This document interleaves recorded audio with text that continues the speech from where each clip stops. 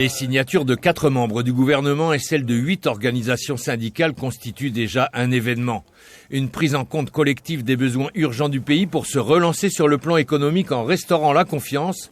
Consensus qualifié de responsable. Pour moi, c'est véritablement un accord sur le quotidien des Calédoniens, sur un changement de modèle potentiel sur le financement de la santé en Nouvelle-Calédonie, où on va étudier la possibilité de transfert vers la fiscalité, mais c'est également des mesures très fortes de retour à l'emploi et de soutien du pouvoir d'achat des Calédoniens. Il faut savoir qu'il y a eu la révolte du 13 mai, c'est une révolte sociale, parce que beaucoup de nos populations vivent en dessous du seuil de pauvreté, beaucoup vivent dans des grandes situations de précarité, et c'est pour ça qu'on s'est inscrit dans ce cadre de travail.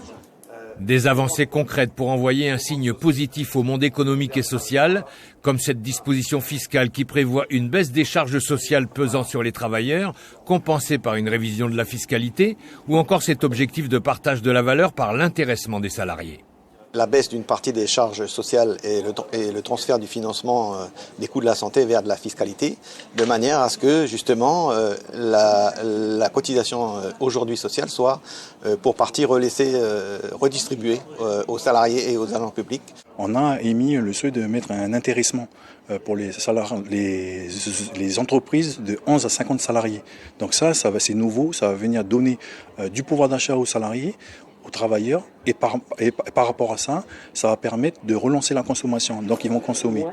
Les organisations patronales adhèrent au projet de recherche d'amélioration de la compétitivité des entreprises à travers par exemple une réduction progressive de l'impôt sur les sociétés.